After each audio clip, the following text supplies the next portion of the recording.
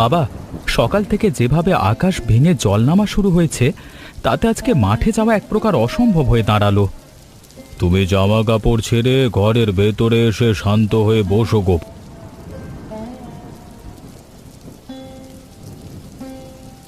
আজকে যদি আমি সারা দিন মাঠে গিয়ে কাজ না করি তবে এই সপ্তাহের খরচের হিসেবে বেশি বড় টান পড়ে যাবে। তুমি কাজের জন্য এত বেশি চিন্তা করো না তো গোপাল বাবা। রান্নাঘর থেকে তোমাদের দুজনকে খুব চিন্তিত দেখাচ্ছে। মা, আমি আসলে ভাবছিলাম এই মেঘলা দিনে ঘরে অলস হয়ে বসে থাকলে আমাদের অলক্ষীর মতো দিন পার করতে হবে। জীবনে শুধু একটানা কাজ করাই শেষ কথা নয় গোপাল, এমন দিনে পরিবারের সাথে একসাথে থাকাটাও অনেক বড় বিষয়। তোমার বাবা একদম খাঁটি কথা বলেছেন। বহু বছর পর আজ আমরা ঘরের সবাই পুরো একটা দিন একসাথে কাটানোর সুযোগ পেলাম। আপনি যখন মায়ের সাথে সুর মিলিয়ে এত সুন্দর করে বলছেন বাবা, তখন আমি আজকে আর মাঠে যাওয়া জেদ করব না। এই তো আমার লক্ষ্মী ছেলের মতো কথা। তোমরা দুজনে বসো, আমি রান্নাঘরের দিক দিয়ে আজকের দুপুরের ব্যবস্থাটা একটু দেখি। সরলা, আজকে যখন বাইরে এত সুন্দর বৃষ্টির শব্দ হচ্ছে তখন দুপুরের খাবারে ভালো কোনো আয়োজন রাখলে বেশ হয়। মা, আমি হাঁড়িটা জল দিয়ে খুব ভালো করে ধুয়ে পরিষ্কার করে এনেছি। এবার চাল ডাল বের করে দিলে ভালো হতো। মাধবী, আজ যখন চারপাশের বাতাস এত ঠান্ডা, তখন দুপুরে খাবারের জন্য আমরা এক হাঁড়ি গরম খিচুড়ি রাঁধতে পারি। আপনি আমার মনের কথাটি একদম ধরে ফেলেছেন মা। এমন দিনে গরম খিচুড়ির চেয়ে ভালো খাবার আর কিছু হতেই পারে না। চাল আর ডাল মিলে সমপরিমাণ মেপে নিয়ে ধুয়ে নাও মাধবী। আমি এই ফাঁকে আনাজগুলো একটু ভালো করে কেটে গুছিয়ে ফেলি। মা, উনুনের পাশে বসলেই আমার গত বছরের বর্ষার দিনের এক মজার কথা মনে পড়ে যায়। কোন কথা বলছো মাধবী? আমার তো বুড়ো মানুষ, সব কথা মনে রাখতে পারি না। ওই যে বিয়ের পর প্রথম যখন এই ঘরে এলাম, তখন জল আনতে গিয়ে পিছলে আমি ধপাস করে পড়ে গিয়েছিলাম। হ্যাঁ, মনে পড়েছে। তখন তো তুমি লজ্জায় লাল হয়ে সারাটা দিন আমাদের সামনে আর আসতেই চাইলে না। হ্যাঁ, তখন নিজে এসে আমাকে বুকে টেনে নিয়েছিলেন আপনি মা। সেদিনের কথা আমি জীবনেও কোনোদিন ভুলবো না। ঘরের বউ তো আসলে নিজের মেয়ের মতোই হয় মাধবী। চলো এবার কড়াইয়ের তেলটা একটু ভালো করে গরম করে নি। তুলসী, তুমি অনেকক্ষণ ধরে এই জানালার ধারে একলা দাঁড়িয়ে বাইরে জমে থাকা জলের দিকে এত কি দেখছো? দাদা, তুমি ওদিকের উঠানের কোণটায় একবার তাকিয়ে দেখো, জল জমে কেমন ছোট একটা খালের মতো তৈরি হয়েছে। হ্যাঁ, জল তো বেশ ভালোই জমেছে তুলসী। তা সেটা দেখে তোমার মনের ভেতর আবার কোনো নতুন বুদ্ধি খেলছে নাকি? আমার ইচ্ছে করছে জমে থাকা জলের স্রোতে নিজের হাত দিয়ে তৈরি করে কাগজের নৌকা ভাসাই। নৌকা ভাসানোর জন্য এত অস্থির হতে হবে না তুলসী, তুমি একটু বসো, আমি ঘরের পুরনো খাতা থেকে পাতা আনছি। তুমি কি আমাকে সেই আগের বারের মতো রঙিন আর চমৎকার দেখতে বড় বড় কাগজের নৌকা বানিয়ে দেবে? হ্যাঁ দেব, তুমি এই বারান্দায় শুকনো জায়গায় এসে শান্ত হয়ে বসো, আমি কাঁচি আর কাগজ নিয়ে এক্ষুনি আসছি। আরে বিমল বাবাজি, এই তুমুল বৃষ্টির মধ্যে ছাতা মাথায় দিয়ে তুমি আমাদের এই ঘরে হঠাৎ কি মনে করে এলে? কাকা, ঘরের ভেতর একা একা বসে থাকতে আজ একদম ভালো লাগছে না, তাই ভাবলাম আপনাদের সাথে একটু গল্প করে যাই। তুমি খুব ভালো করেছো বাবা। এই মেঘলা দিনে তোমার মতো একজন প্রতিবেশী পাশে এসে বসলে সময়টা বেশ ভালো কাটে। আপনার বারান্দায় বসার পর আমার নিজের ওই শৈশবের সেই পুরনো দিনের অনেক খামখেয়ালি স্মৃতির কথা মনে পড়ে যাচ্ছে কাকা। তখনকার দিনে বর্ষার রূপটাই আলাদা ছিল বিমল। আমরা সবাই দল বেঁধে গ্রামের কাদামাখা মাঠে ফুটবল খেলতে ছুটতাম। হ্যাঁ কাকা, আর মাঠ থেকে ফেরার পথে পুকুরের ঠান্ডা জলে ডুব দিয়ে বাড়ি ফিরে মায়ের হাতের বকুনি খাওয়া ছিল রোজকারের নিয়ম। এখনকার ছেলেমেয়েরা তো আর সেসব আনন্দের খোঁজ পায় না বাবা, তারা শুধু ঘরের কোণে বসে অলসভাবে সময় কাটায়। আপনি একদম সত্যি কথা বলেছেন কাকা। তবে আজ আপনার ঘরে এসে এক অদ্ভুত রকমের পারিবারিক শান্তি খুঁজে পাচ্ছি। আমাদের এই ছোট সংসারে যা কিছু আনন্দ হোক না কেন, তা আমরা চারিপাশে সবাইকে নিয়ে ভাগ করে নিতেই ভালোবাসি। গোপাল ভাই কোথায় কাকা? ওকে তো সকাল থেকে বাইরের ওই চেনা রাস্তায় বা কাজের মাঠে একবারও দেখতে পেলাম না। বিমল ভাই, এই ঘরের মেঝেতে একটু বসুন, আমি রান্নাঘর থেকে সবার জন্য চা নিয়ে আসছি। চা তো অবশ্যই খাবো মাধবী দিদি, তবে তার আগে আমাদের এই ছোট্ট তুলসী মা নিজের হাতে কি তৈরি করেছে তা একটু দেখি। বিমল ভাই, তুমি আমার এই নতুন নৌকাগুলোর দিকে তাকিয়ে দেখো, এগুলো সব আমি আর আমার দাদা মিলে বানিয়েছি। বাহ তুলসী, তোমার এই কাগজের নৌকাগুলো তো দেখতে বেশ চমৎকার হয়েছে। এত সুন্দর করে ভাঁজ করতে তোমাকে কে শেখালো? আমার গোপাল দাদা আমাকে নিজের হাত দিয়ে ধরে এই সুন্দর নৌকার নিখুঁত কাজগুলো ভালো করে শিখিয়ে দিয়েছে। তুলসী সকাল থেকে এই নৌকাগুলো ভাসানোর জন্য বেশি বায়না করছিল, তখন ওর মনের সব খুশি ফিরে এসেছে। বিমল ভাই, আমি কিন্তু ওদিকের উঠোনে জমে থাকা জলের মাঝে লাল নৌকাটা সবচেয়ে আগে ভাসিয়ে দিয়ে এসেছি। হ্যাঁ, ওর আনন্দের চোটে আজ আমাদের পুরো উঠোনটাই যেন কাগজের ছোট নৌকার একটা মেলায় পরিণত হয়েছে। তুমি তাহলে ঝটপট আরো কয়েকটা ভালো নৌকা বানিয়ে ফেলো, আমি ওদিকের বারান্দায় গিয়ে কাকার সাথে বসছি। আরে শান্তি দিদি, এই দুর্যোগের দিনে কাদা রাস্তা পেরিয়ে তুমি আবার আমাদের রান্নাঘরে কেন কষ্ট করে আসতে গেলে? সরলা, ঘরের ভেতর একলা বসে থাকতে একঘেয়ে লাগছে বোন, তাই ভাবলাম তোমাদের একটু খোঁজ খবর নিয়ে আসি। পিসিমা, আপনি খুব ভালো সময় এসেছেন। এই পিঁড়িটায় বসুন, মা আজ উনুনে গরম গরম খিচুড়ি রান্নার আয়োজন করেছেন। খিচুড়ির এই সুন্দর সুবাস তো বাইরে থেকেই আমার নাকে আসছিল মা। এমন মেঘলা দিনে এই রান্নার কোনো তুলনাই হয় না। তুমি ঠিকই বলেছ দিদি, বহু বছর আগে আমরা যখন বড় যৌথ পরিবারে ছিলাম তখন এমন দিনে বড় হাঁড়িতে রান্না হতো। আমাদের সেই পুরনো দিনের কথা মনে পড়লে তখন ঘরের সব মানুষ এক সারিতে বসে তৃপ্তিতে খেত। পিসিমা, তখন দিনের সেই রান্নার স্বাদ আর মানুষের ভেতরের মিলনের গল্প শুনতে আমার খুব ভালো লাগে। মাধবী মা, সংসারে যদি সবার মনের ভেতর এমন গভীর মিল আর ভালোবাসা থাকে তবে সাধারণ খাবারও অমৃতের মতো লাগে। তোমার এই ঘরের প্রতিটা মানুষের ব্যবহার মধুর, সরলা, এই আন্তরিকতার টানেই তো আমি বারবার আসি। পিসিমা, আপনি আজ দুপুরের এই গরম খিচুড়ি আমাদের ঘরে না খেয়ে কিন্তু কোনোভাবে নিজের বাড়িতে ফিরতে পারবেন না। কাকা, এই রিমঝিম বৃষ্টির শব্দ শুনলে গ্রামের চারপাশের মাঠ ঘাট কেমন একদম শান্ত আর নতুন সবুজ রূপ নিয়ে নেয়। তুমি ঠিকই লক্ষ্য করেছ বিমল বাবা, আমাদের এই গ্রামের মানুষ বর্ষাকে শুধু কষ্টের নয়, আনন্দের ঋতু হিসেবেও দেখে। কিন্তু বাবা, এই বৃষ্টির জন্য যখন চাষের কাজ আটকে যায় তখন কি কৃষকদের মনে বেশ বড় দুশ্চিন্তা জন্ম নেয় না? দুশ্চিন্তা তো আসেই গোপাল, তবে বৃষ্টির জল না পেলে যে আমাদের এই মাঠের ফসল কোনো দিনই বড় হতে পারবে না। কাকা একদম খাঁটি কথা বলেছেন গোপাল ভাই। এই জলের উপর ভিত্তি করেই তো আমাদের পুরো বছরের অন্নের সংস্থান তৈরি হয়। বাবার কথা শুনে আমি আজকে বুঝতে পারলাম যে যে কোনো প্রাকৃতিক দুর্যোগের পেছনে ভালো দিকটাও আমাদের চিনে নেওয়া উচিত। আমার শৈশবের কথা মনে পড়ে গোপাল, তখন আমরা বৃষ্টির দিনে মাঠের ভেজা কাদা গায়ে মেখে মনের আনন্দে গান গাইতাম। আপনার সেই সময়ের সুন্দর দিনগুলোর গল্প শুনলে আমার মনের ভেতরের সব ক্লান্তি আর আফসোস এক নিমেষে দূর হয়ে যায়। হরিপদ কাকার মুখের এই অভিজ্ঞতার কথাগুলো আমাদের মতো যুবকদের জন্য পথ চলার বড় এক অনুপ্রেরণা ও শক্তি। তোমরা একসাথে মিলেমিশে মাটিতে কাজ করো বাবা, তবেই দেখবে যে কোনো কঠিন সময়ে খুব সহজে পার হয়ে গেছে। পিসিমা, আপনি ওদিকের বারান্দা থেকে নেমে এইদিকে আসুন না, দেখুন আমার নৌকাগুলো জলের স্রোতে কেমন ভাসছে। তুলসী মা, তুমি তো দেখছি জলের ওপর সাদা আর লাল কাগজের নৌকার এক মেলা বসিয়ে দিয়েছ বোন। এই বড় নৌকাটা আমার গোপাল দাদা বানিয়ে দিয়েছে পিসিমা, আর এই ছোট দুটো আমি নিজের হাতে তৈরি করেছি। বাহ, তোমার হাতের তৈরি নৌকাগুলো তো জলের ওপর খুব চমৎকার আর ভারসাম্য রেখে সামনের দিকে এগোচ্ছে। পিসিমা, তুমি যখন আমার মতো ছোট ছিলে তখনও কি এমন বর্ষার দিনে উঠোনের জলে কাগজের নৌকা ভাসাতে? হ্যাঁ রে মা, তখন আমাদের কোনো খেলনা ছিল না।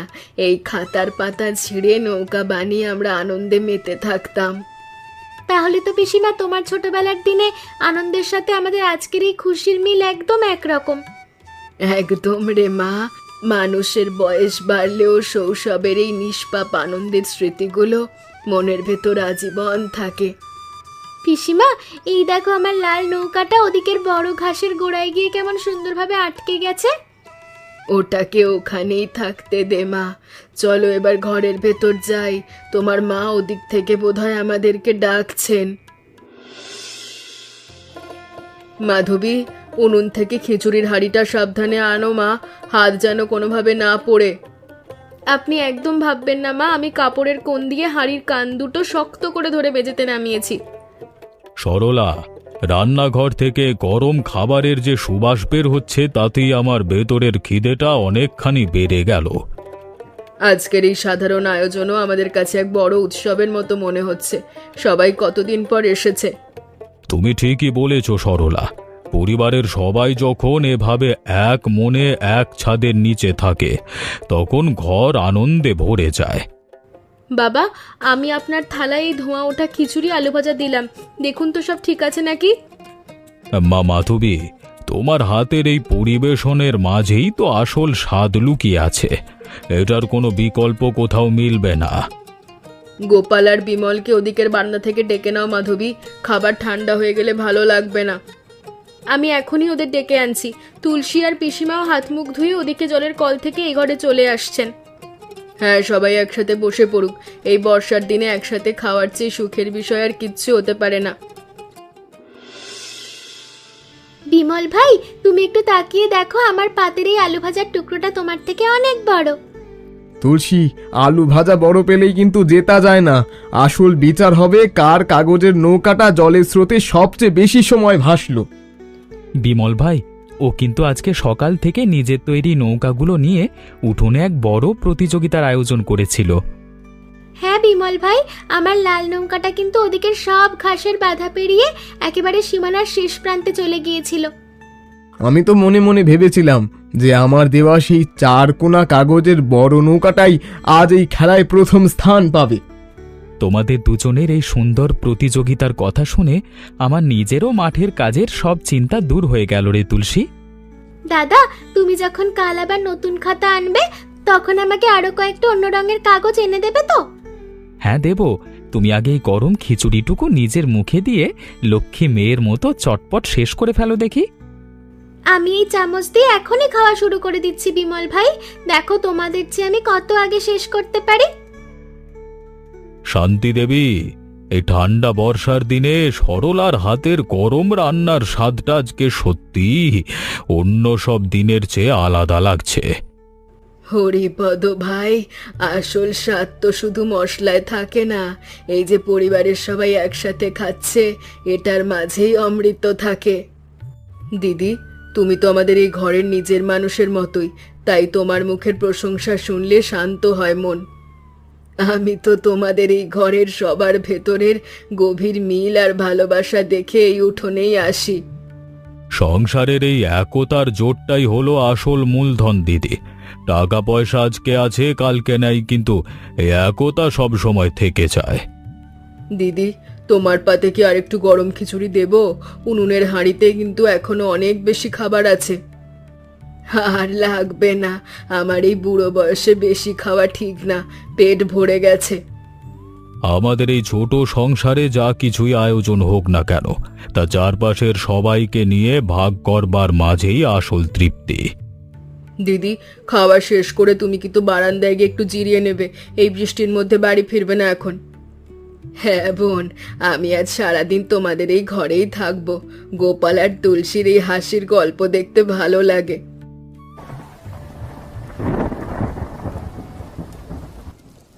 শোনো, সকাল থেকে ঘরের ভেতর ঘটে যাওয়া এই ছোট ছোট আনন্দগুলো দেখে আজ আমার মনটা খুব ভালো লাগছে। মাধবী, আমিও আজকে মনে মনে ভাবছিলাম যে সকালের বৃষ্টির কারণে মাঠে না যেতে পারলেও দিনটা কিন্তু বৃথা গেল না। হ্যাঁ হ্যাঁ, প্রতিদিন তো তুমি কাজের চিন্তায় ব্যস্ত থাকো, আজ পরিবারের সবার সঙ্গে কাটানো সময়টা কত মূল্যবান বলো তো। তোমার কথাই একদম খাঁটি সত্য কথা। বাবা মায়ের মুখের এই তৃপ্তির হাসি দেখলে মনে হয় জীবনের সব কষ্ট সার্থক হয়ে গেছে। আর আমাদের তুলসী তো আজ বিমল ভাই আর শান্তি পিসিমাকে পেয়ে আনন্দে পুরো বাড়ি মাথায় করে রেখেছে। ছোট বোন আমার ওর এই নিষ্পাপ চঞ্চলতা আছে বলেই তো আমাদের এই ঘরটা সব সময় খুশিতে মেতে থাকে। আচ্ছা, বাইরের এই টিপটিপ বৃষ্টিটা কি আজ সন্ধ্যার আগে কোনোভাবে থামানোর লক্ষণ হচ্ছে না? আকাশ দেখে তো মনে হচ্ছে মেঘের এই খেলা আজকে সারা রাত ধরেই চলবে। বাতাসও কেমন চমৎকার ঠান্ডা হয়ে এসেছে। বাতাস ঠান্ডা হলেই ভালো হবে। আমি বরং ঘরের ভেতরে রান্না থেকে বাবার জন্য একটা শুকনো চাদর বের করে রাখি। হ্যাঁ, রাখো। তুলসীমা, অনেক বছর ধরে এই বাক্সের ভেতর আমাদের এই পুরনো হারমোনিয়ামটা একলা ধুলো মেখে পড়েছিল রে। বাবা, তুমি কি সুন্দর কাঠের জিনিসটা আজ আমাদের সবাইকে একটা ভালো বর্ষার গান গেয়ে শোনাবে? কাকা, আমিও অনেক দিন ধরে আপনার মুখের সেই পুরনো দিনের মেঘমল্লার রাগের গান শোনার জন্য মনে মনে আশা করে আছি। আমার গলা তো এখন বুড়ো বয়সে ভেঙে গেছে বিমল বাবা, তাও তোমরা যখন এত করে বলছো তখন একটু চেষ্টা করি।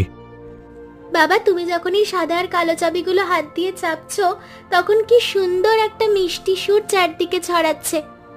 কাকার হাতের এই আঙুলের নিখুঁত কাজ দেখে বোঝাই যাচ্ছে যে ছোটবেলায় উনি এই সঙ্গীতে কত বড় ওস্তাদ ছিলেন। সঙ্গীত হলো মনের ভেতরের ভক্তি আর সাধনার জিনিস বিমল। এ বৃষ্টির শব্দে সুর মেলালে মনটা একেবারে শান্ত হয়ে যায়। বাবা, তোমার এই সুন্দর গানের কথাগুলো শুনে আমার নিজেরও কেমন হারমোনিয়াম বাজানোর শেখার ইচ্ছে হচ্ছে। তোমরা যদি এই গানের ভেতরের আসল ভাবটা নিজের মনে ধরে রাখতে পারো তবেই আমার এই গান গাওয়া সার্থক হবে। বৌদি, তুমি ওদিকে লেবু গাছের ডালটার দিকে একবার তাকিয়ে দেখো, ওখানে কত সুন্দর সাদা ফুল ফুটে রয়েছে। হ্যাঁ তুলসী, বৃষ্টির জল পেয়ে বাগানের প্রতিটা গাছ কেমন সতেজ রূপ নিয়েছে আর হাসছে। মাধবী মা, এই ভেজা মাটিতে সাবধানে পা ফেলো, চারপাশটা পিছল হয়ে রয়েছে, পড়ে গেলে চোট পাবে। আপনি একদম চিন্তা করবেন না মা, আমি তুলসীর হাতটা শক্ত করে ধরে আছি, ওর কোনোভাবেই পড়ে যাবে না। ভাবি, আমি ফুটে থাকা গন্ধরাজ ফুলগুলো একটা একটা করে তুলে নিয়ে নিজের হাতে সুন্দর তোড়া বানাবো। তোড়া বানাতে আমি তোমাকে একটু সাহায্য করছি তুলসী। এই নাও, নিচের ডাল থেকে দুটো ভালো ফুল পেড়ে দিলাম। মা, এই দেখো, আমি নিজের হাত দিয়ে কত কষ্ট করে এই সুন্দর ফুলের তোড়াটা শুধুমাত্র তোমার জন্য বানিয়ে এনেছি। আমার লক্ষ্মী মেয়ের দেওয়া এই ছোট্ট উপহারটা দেখে আমার এই বৃদ্ধ মনটা অনেক শান্তি পেল। তুলসী, আজ সকাল থেকে সবার মনে আনন্দ দেওয়ার জন্য কত রকমের সুন্দর আর মিষ্টি কাজ করে চলেছে দেখুন মা। ঘরের মেয়েরা যদি এমন মায়াবী আর চঞ্চল স্বভাবের হয় তবে সংসারের কোনো কোণেই কোনোদিনও দুঃখ থাকতে পারে না। শান্তি দিদি, সারাদিনের এই ঝুমঝুম বৃষ্টির পর বিকেলের এই শান্ত বাতাসটা গায়ে লাগলে আরাম বোধ হয়। বাবা, মাঠের কাজের জন্য সকালের দিকে মনে যে দুশ্চিন্তা ছিল এখন কিন্তু তার একটুও অবশেষ আমার মনে নেই। তোমাদের এই উঠোনে কাজ করতে আমার কোনো কষ্ট হয় না। আজ সারাদিন তোমাদের সাথে থেকে আমার আয়ু বেড়ে গেল। ঠিকই বলেছে গোপাল, মানুষের জীবনের আসল সুখ তো শুধু একা একা বেঁচে থাকা নয়, চারপাশের সবার সাথে সুখ ভাগ করায়। আজকে সকালের কাগজে নৌকা থেকে শুরু করে দুপুরের খিচুড়ি আর বিকেলের গান, প্রতিটা ঘটনাই আমার মনে আজীবন থেকে যাবে। আজকের এই সুন্দর দিনটি আমার নিজের একলা ঘরের অনেক পুরনো আর ধূসর স্মৃতিকে আবার নতুন করে উজ্জ্বল করে দিল ভাই।